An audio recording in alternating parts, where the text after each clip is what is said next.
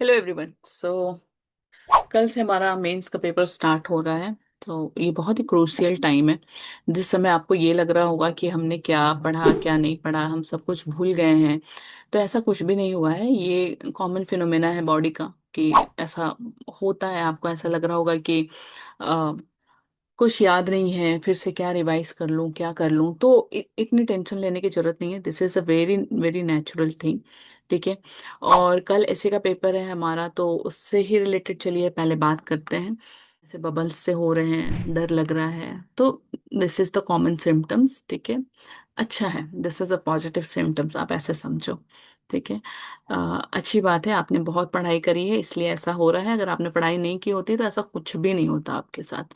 ठीक पॉइंट पे आते हैं। देखो, यूपीएससी मेंस 2025 में जो ऐसे का पेपर है वो हमेशा एक गेम चेंजर होता है। ठीक है, एक हमेशा से गेम चेंजर की तरह काम करता है। तो इस बार अगर हमें थोड़ा सा भी आइडिया हो जाए कि what is the expected theme, right, और उससे रिलेटेड हमारे पास अगर कुछ आउटलाइंस आ जाए, क्विक आउटलाइंस, जिससे हम अपने आंसर को लिख सके या ऐसे को लिख सके, तो हमारा पेपर जो है वो गेम चेंजर बन सकता है। ठीक है। तो आज हम इस वीडियो में यही सारी चीजों को डिस्कस करेंगे। तो चलिए शुरू करते हैं। पहला टॉपिक हम लोग लेंगे इसमें गवर्नेंस और डेमोक्रेसी को। ठीक है।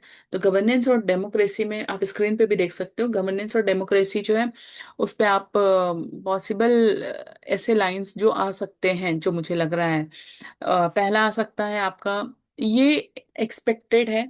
सारे ऐसे लाइंस मैंने एक्सपेक्ट किए हैं based on research over the PYQ, right. जितने भी ऐसे पेपर थे लास्ट 10 ईयर के, उसको मैंने देखे हैं, उस पे मैंने रिसर्च किए हैं किस तरीके से यूपीएससी क्वेश्चन पूछ रही है, क्यों पूछ रही है, क्या रिलेवेंस है इसका। इन सारी चीजों को जब मैंने एनालाइज किया तब मैं इस कंक्लूजन पे पहुंचूं कि हमारा ऐसे लाइन अगर गवर्नमेंट और डेमोक्रेसी पे आएगा तो कुछ इस तरीका का आ सकता है। ठीक है। तो आप देखो, पहला हो सकता है the quality of governance determine the destiny of a nation. ठीक है। या democracy in India, deeping deepening roots, facing new challenges. ठीक है। तो अगर ऐसा कुछ आपको मिलता है, ठीक है, इस तरीके के कुछ टॉपिक मिलते हैं, तो आप इसको कैसे लिखोगे, आप कैसे इसको स्टार्ट करोगे। देखो, आप सिंपल इसको स्टार्ट करना, इंट्रो आप स्टार्ट करना इसका कॉन्स्टिट्यूशन विजन ऑफ गवर्नेंस से। ठीक है। दोनों ही टॉपिक पे आप कॉन्स्टिट्यूशन विजन ऑफ गवर्नेंस से अगर स्टार्ट करोगे तो इजिली स्टार्ट हो जाएगी ये टॉपिक। इसके साथ ही जैसे ही आप मेन बॉडी पार्ट में एंटर करोगे, तो उसमें आप क्या लिख सकते हो, उसमें आप बता सकते हो कि सिटीजन सेंट्रिक गवर्नेंस क्या क्या है, कैसे काम करती है, या ई गवर्नेंस को एक्सप्लेन कर सकते हो। RTI अकाउंटेबिलिटी को बता सकते हो। इसके साथ ही कुछ चैलेंजेस एक्सप्लेन कर सकते हो। चैलेंजेस आप बता सकते हो जैसे करप्शन है, पोलराइजेशन है, पॉपुलिज्म है। So these are the common challenges, है ना। तो इसको आप आराम से यूज कर सकते हो अपने गवर्नेंस काइंड ऑफ ऐसे में। इसके साथ ही रोल ऑफ इंस्टीट्यूशन को भी आप एक्सप्लेन कर सकते हो, जैसे कि जुडिशरी हो गया, इलेक्शन कमीशन हो गया, कैग हो गया। तो इन सबको एक्सप्लेन कर सकते हो।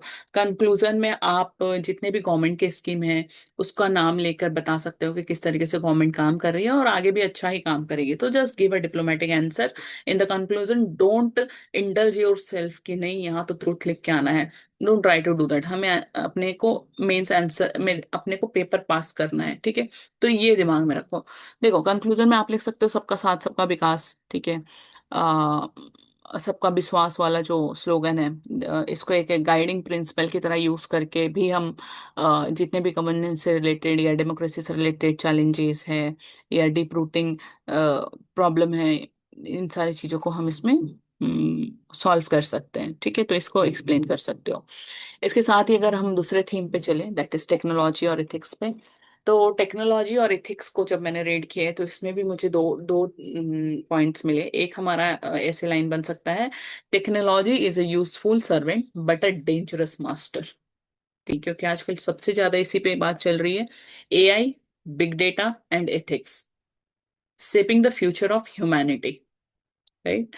तो ये दो मुझे लगता है कि इस तरीके से आपके ऐसे तैयार हो सकते हैं अगर टेक्नोलॉजी और एथिक्स पे आए तो। क्विक आउटलाइन में आप क्या कर सकते हो, सिंपल कोड के साथ स्टार्ट करो इंट्रो आप अपना। फॉर एग्जांपल आइंस्टाइन का एग्जांपल ले लो कि दिस AI और technology it has become the appallingly obvious that our technology has exceeded our humanity, right. इसके साथ ही बॉडी में आप मेंशन कर दो कि tech as enabler like digital India, health, education. इसके साथ ही चैलेंजेस एक्सप्लेन करो, challenges like the data privacy का प्रॉब्लम है, ठीक है, that is the common challenges मैं आपको बता रही हूँ जो आप इस हर जगह यूज कर सकते हो। डेटा प्राइवेसी है, जॉब लॉस है, मिस इन्फॉर्मेशन है, बैलेंस ऑफ। इसके साथ ही जब चैलेंजेस मेंशन कर लो तो हमेशा याद रखो कि एक बैलेंस पॉइंट्स भी हमें मेंशन करने हैं, ठीक है।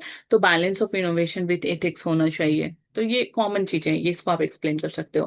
कंक्लूड कैसे कर सकते हो, इस तरीके कैसे को कंक्लूड कर सकते हो, tech with the human face, ठीक है। Tech with the human face like sustainable growth. Clear. तो इस तरीके से आप इसको एंड कर सकते हो, कंक्लूड कर सकते हो। तो ये हो गया आपका एथिक्स और टेक्नोलॉजी पे बेस्ड टॉपिक। इसके साथ ही अगर हम थीम, तीसरे थीम पे चले, दैट इज आर सोसाइटी और सोशल जस्टिस, है ना। तो सोसाइटी और सोशल जस्टिस पे अगर आप देखो तो इस पे पॉसिबल ऐसे लाइन क्या बन सकता है, अगर प्रीवियस ईयर के सारे पेपर को मैं देखूं तो इसमें बन सकता है, India lives in her villages, justice delay in justice denied. ये प्रीवियस ईयर क्वेश्चन में भी ये क्वेश्चन आ रखा है ना, ऐसे का टॉपिक आ रखा है। तो उसी ये इस तरीके से ही बन सकता है, justice delay in justice denied.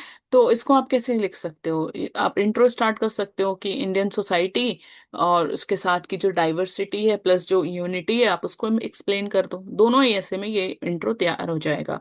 इसके साथ ही अगर आपको बॉडी मेंशन करना हो तो बॉडी में पहले आप इशू मेंशन कर दो। इशू में सबसे बड़ा है कास्ट प्रॉब्लम है, जेंडर इशू है, इनइक्वालिटी है, अर्बन रूरल डिवाइड जो है वो है, उसको एक्सप्लेन करो। साथ में जो सोशल रिफॉर्म हुए हैं इस इश्यू को हटाने के लिए, that is education, health, inclusivity, sustainable growth, इन सबको जो बढ़ावा दिया गया है उसको एक्सप्लेन करो। इसके बाद साथ में रोल ऑफ सिविल सोसाइटी और यूथ को एक्सप्लेन कर दो। और लास्ट में कंक्लूड कर दो इसको, like towards an egalitarian society, right, compassionate society, इन सब के थ्रू इसको आप एक्सप्लेन कर दो, कंक्लूड कर दो। क्योंकि ये सारी चीजें मैंने आपको पढ़ाई है, एथिक्स वाले लेक्चर अगर आपने देखे होंगे तो मैंने ये सारे जो कंक्लूजन में मैं आपको पॉइंट्स बता रही हूँ ये सब मैंने उसमें कवर किए हैं, ठीक है। इसके साथ ही अगर आप थीम 4 पे जाओ तो थीम 4 में सबसे पे है ना क्लाइमेट चेंज और सस्टेनेबिलिटी पे। तो इस पे अगर ऐसे लाइन आप देखो तो स्क्रीन पे आ रहा है कि we do not inherit the earth from our ancestor, we borrow it from our children, ठीक है। या फिर climate justice is intergenerational justice, ठीक है, intergenerational, sorry, climate justice is intergenerational justice. तो अब इसके लिए अगर हमें लिखना पड़े कि इंट्रो क्या हो सकता है, दोनों ही टॉपिक से रिलेटेड अगर मैं इंट्रो कॉमन कॉमन इंट्रो अगर मैं बताऊं तो सिंपल स्टार्ट करो पेरिस एग्रीमेंट से, ठीक है। अगर पेरिस एग्रीमेंट आपने अच्छे से पढ़े हैं तो उससे स्टार्ट करो।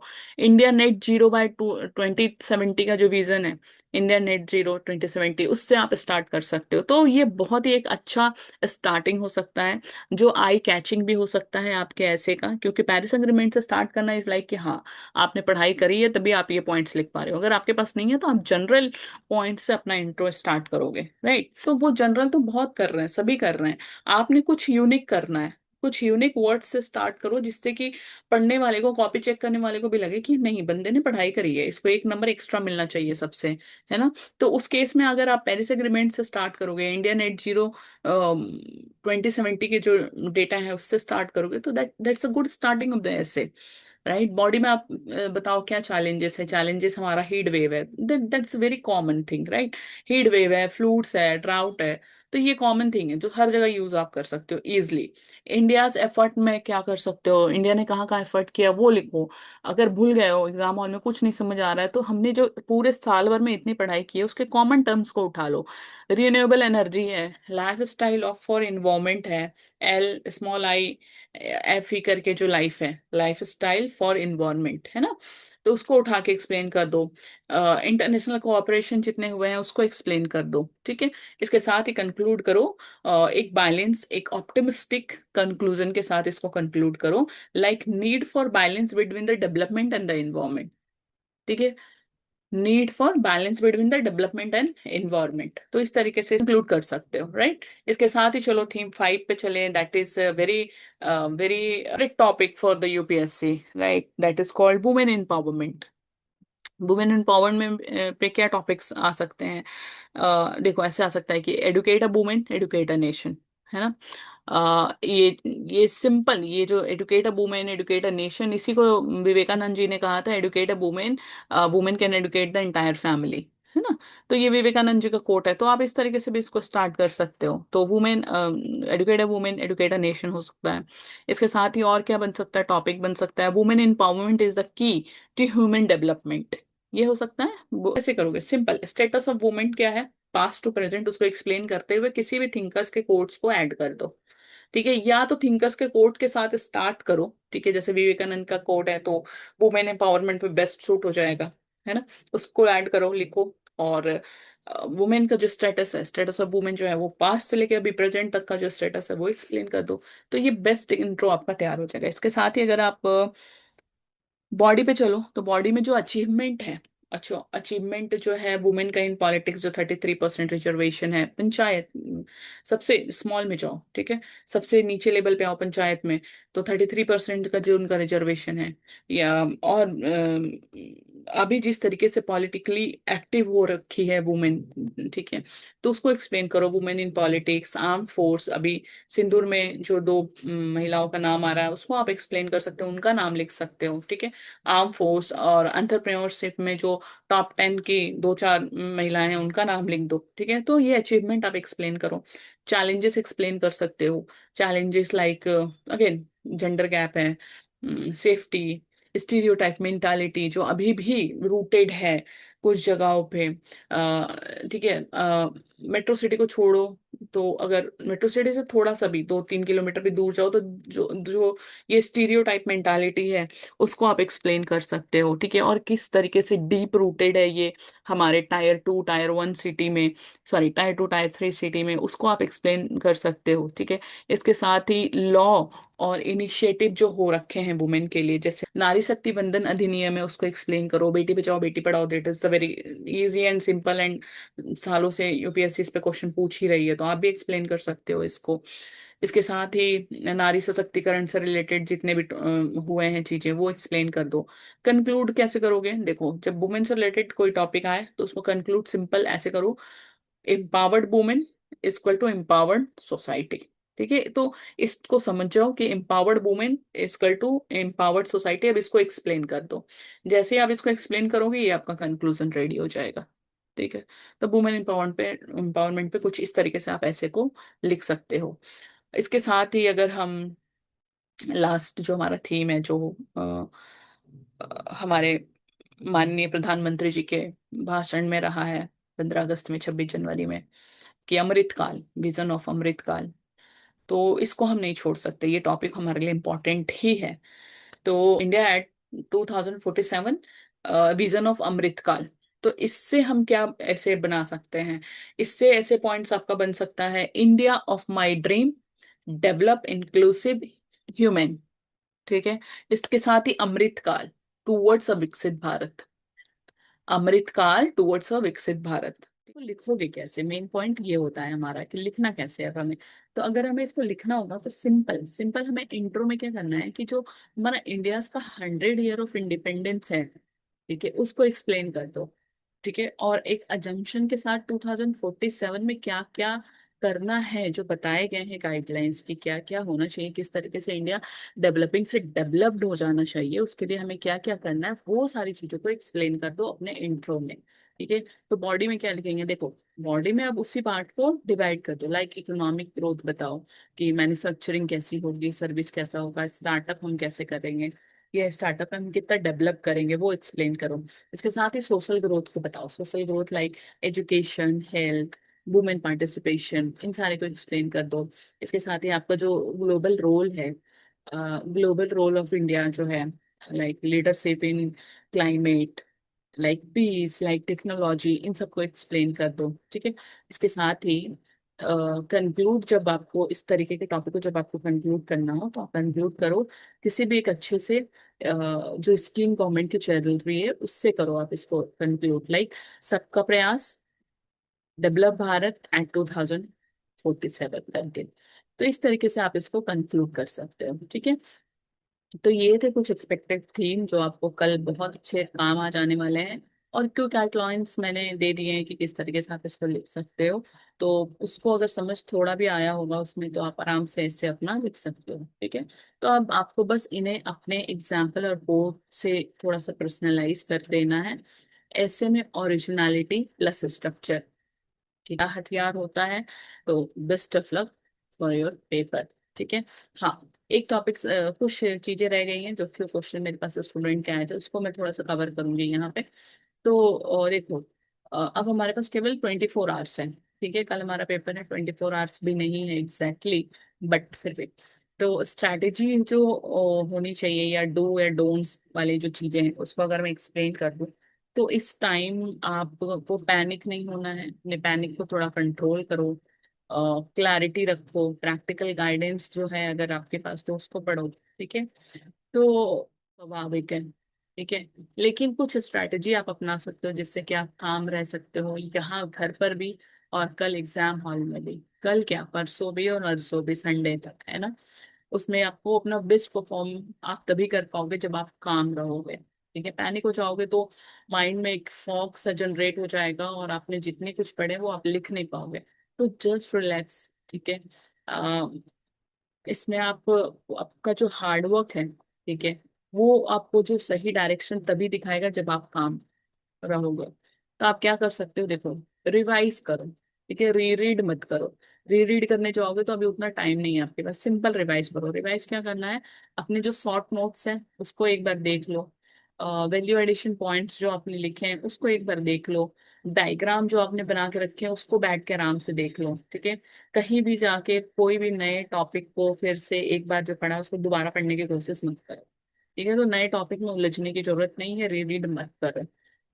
ऐसे और एथिक्स बूस्टर के लिए, एथिक्स के लिए, सॉरी, ऐसे के लिए तो मैंने आपको बता दिए हैं टॉपिक्स। इसके साथ और क्या करो, चार पांच तो ऐसे थीम मैंने ऐसे बता दिए, प्रीवियस ईयर आपने क्वेश्चन किए होंगे उससे आपको पता चल गए हैं।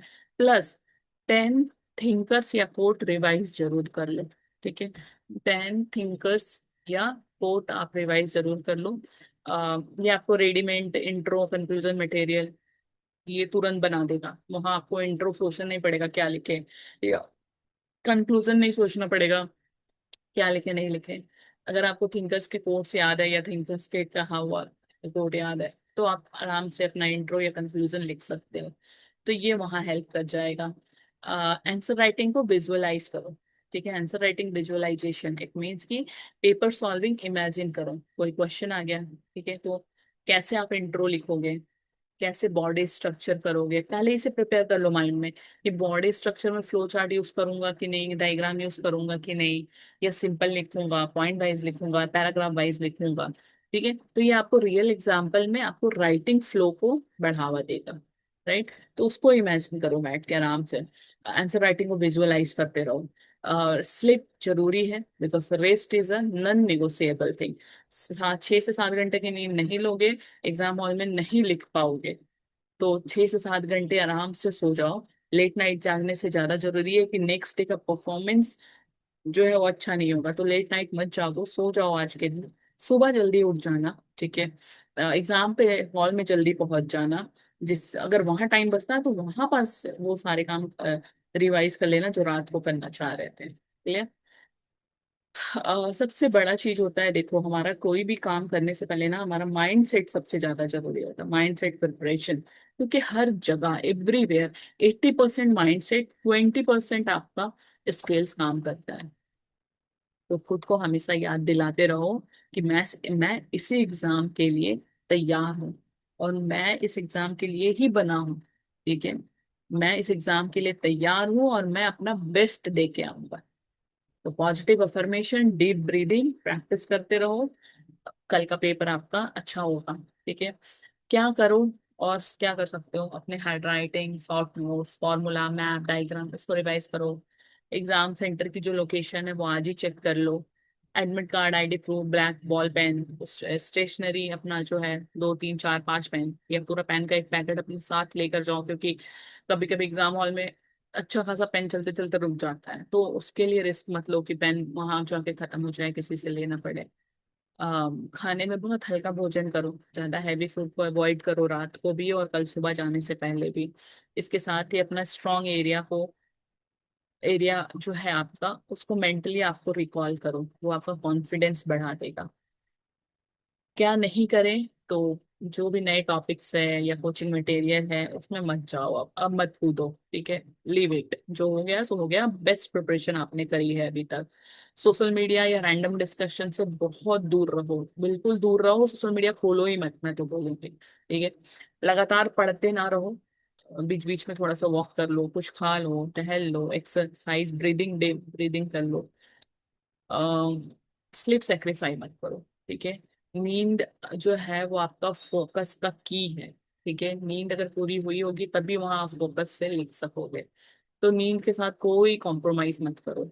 निगेटिविटी या कंपैरिजन, इन सब से तो बच के ही रहो। अगर कोई कहता है कि मेरे दोस्त का भी है, देखो उसने तो ये कर लिया वो कर लिया, जस्ट लीव इट, ठीक है। जो बोल रहा है उसको बोलने दो, जिसने किया उसको करने दो। तुम यूनिक हो, तुम अपने हिसाब से करो, ठीक है। क्योंकि हर स्टूडेंट का जो प्रिपरेशन है वो अलग होता है। तो you are a unique person, आपने अपने यूनिकनेस से तैयारी करी है। आप अपनी तैयारी पे भरोसा रखो, अपने आप पे भरोसा रखो। किसने क्या किया नहीं किया छोड़ दो, ठीक है। तो निगेटिविटी और कंपैरिजन से तो बहुत दूर रहो, ये है।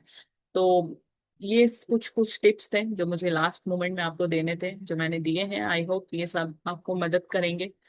और हमेशा याद रखिए कि मेंस में सिर्फ नॉलेज नहीं, बल्कि कामनेस, प्रिपरेशन और कंसिस्टेंसी भी मैटर करता है। इसलिए मैंने बोला 80% आपका माइंड सेट, 20% आपका स्किल, ठीक है। तो आपने जो सालों से मेहनत की है उस पर भरोसा रखिए। और all the best for your UPSC mains 2025। आप जरूर सफल होंगे, ठीक है। तो हम लोग फिर मिलेंगे आपके मेंस के बाद। तब तक के लिए बेस्ट ऑफ लक।